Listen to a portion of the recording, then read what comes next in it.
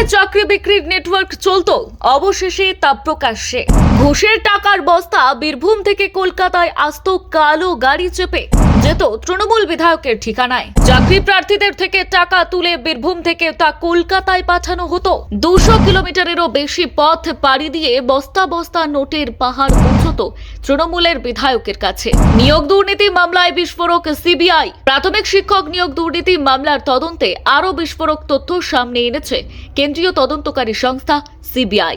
সংস্থার চূড়ান্ত চার্জশিটে দাবি করা হয়েছে, চাকরি প্রার্থীদের কাছ থেকে কোটি কোটি টাকা ঘুষ সংগ্রহ করে তা বীরভূম থেকে কলকাতায় আনা হতো একটি কালো রঙের স্করপিও গাড়িতে। প্রায় 200 কিলোমিটারেরও বেশি পথ অতিক্রম করে বস্তা ভর্তি নগদ টাকা পৌঁছে যেত কলকাতার যাদবপুরে। সিবিআই এর দাবি, এই অর্থের পুরোটাই ছিল নিয়োগের নামে তোলা ঘুষ। চার্জশিট অনুযায়ী বীরভূমের কৃষ্ণপুর এলাকার একটি আশ্রম ছিল এই অর্থ লেনদেনের অন্যতম কেন্দ্র। সেখানে বিভিন্ন জেলা থেকে সংগ্রহ করা নগদ টাকা জমা হতো। পরে সেই টাকা বস্তায় ভরে কালো স্করপিও গাড়িতে করে কলকাতায় পাঠানো হতো। অভিযোগ, সেই টাকা পৌঁছে দেওয়া হতো প্রাথমিক শিক্ষা পর্ষদের প্রাক্তন সভাপতি এবং তৎকালীন পলাশীপাড়া বিধায়ক মানিক ভট্টাচার্যের বাড়ি বা অফিসে। তদন্তে উঠে এসেছে বীরভূমের নলহাটি 2 নম্বর ব্লকের তৎকালীন তৃণমূল ব্লক সভাপতি বিভাস অধিকারীর নাম। সিবিআই এর অভিযোগ, মানিক ভট্টাচার্যের হয়ে ঘুষের টাকা সংগ্রহের প্রধান দায়িত্বে ছিলেন বিভাস। তিনি all Bengal teachers training achievers association এর সহকারী সম্পাদক ছিলেন। এর মামলায় আরেক অভিযুক্ত তাপস মণ্ডল ছিলেন ওই সংগঠনের সভাপতি। তদন্তকারীদের দাবি, বিভিন্ন বেসরকারি বিএড এবং ডিএলএড কলেজের মালিকদের নিয়ে গড়ে ওঠা একটি বড় নেটওয়ার্কের মাধ্যমে চাকরি প্রার্থীদের কাছ থেকে টাকা তোলা হতো। সিবিআই জানিয়েছে, শুধু বীরভূম নয়, উত্তর দিনাজপুর, মালদা, মুর্শিদাবাদ, হাওড়া, পূর্ব মেদিনীপুর সহ একাধিক জেলা থেকে ঘুষের টাকা সংগ্রহ করা হতো। বিভাস অধিকারী তার অধীনে বহু সাব এজেন্ট নিয়োগ করেছিলেন, আর এই এজেন্টরাই বিভিন্ন জেলার চাকরি প্রার্থীদের কাছ থেকে টাকা তুলে কৃষ্ণপুরের আশ্রমে পৌঁছে দিতেন। বীরভূমের নলহাটি 2 নম্বর ব্লকের ব্লক প্রেসিডেন্ট ছিলেন বিভাস অধিকারী। তদন্তে বিভাস অধিকারীর বাড়িতে তল্লাশি চালিয়ে একাধিক গুরুত্বপূর্ণ নথি উদ্ধার করেছে সিবিআই। চার্জশিটে উল্লেখ করা হয়েছে, নগদ টাকা এবং চাকরি প্রার্থীদের নথিপত্র আলাদা আলাদা বস্তায় ভরে কালো স্করপিও গাড়িতে তোলা হতো।